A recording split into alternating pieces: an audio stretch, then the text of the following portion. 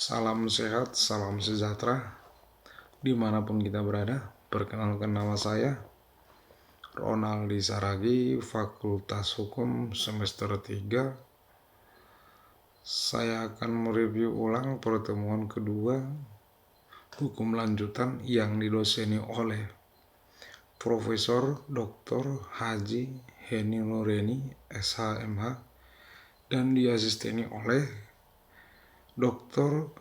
M. Rendi Aryandi, SHMH, mengenai bab pertama, percobaan, yaitu lanjutannya D.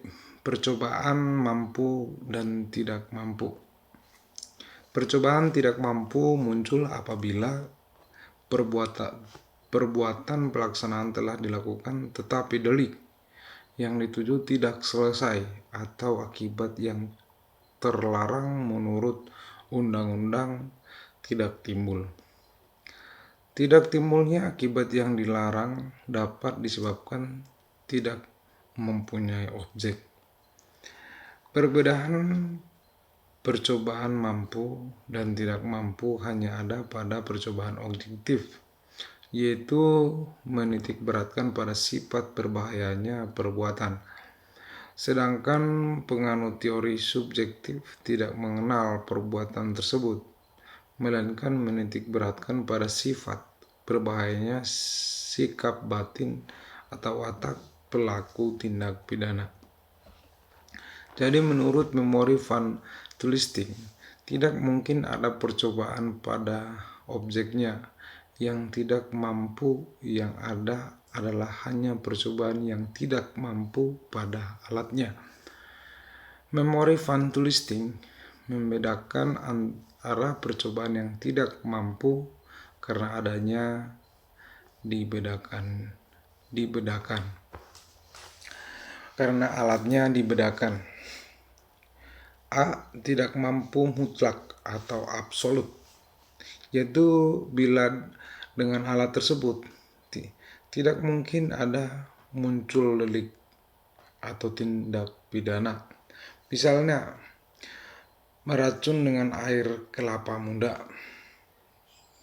Tidak mampu relatif, yaitu bila dengan alat tersebut tidak timbul delik selesai, tetapi keadaan tertentulah yang menyebabkan munculnya delik. Dalam hal ini mungkin ada delik percobaan.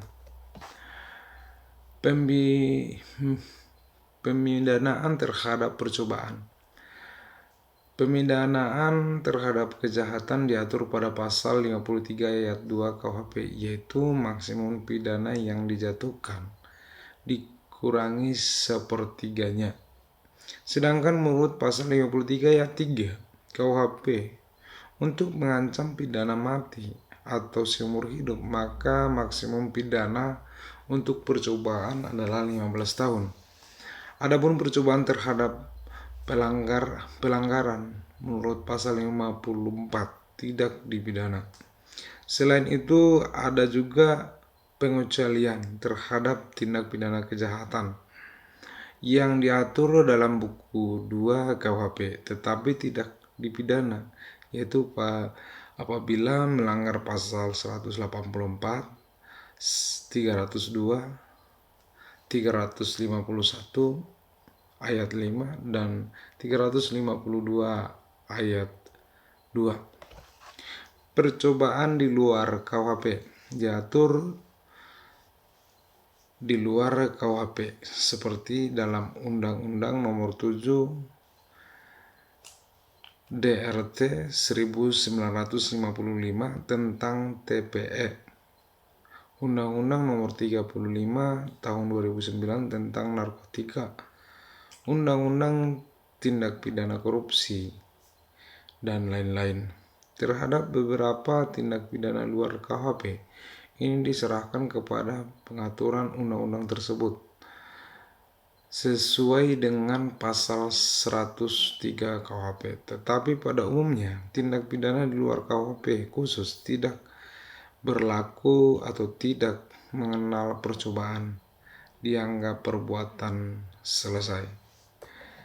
Sekian yang saya dapat saya review di pertemuan kedua hukum lanjutan. Sekian dan terima kasih.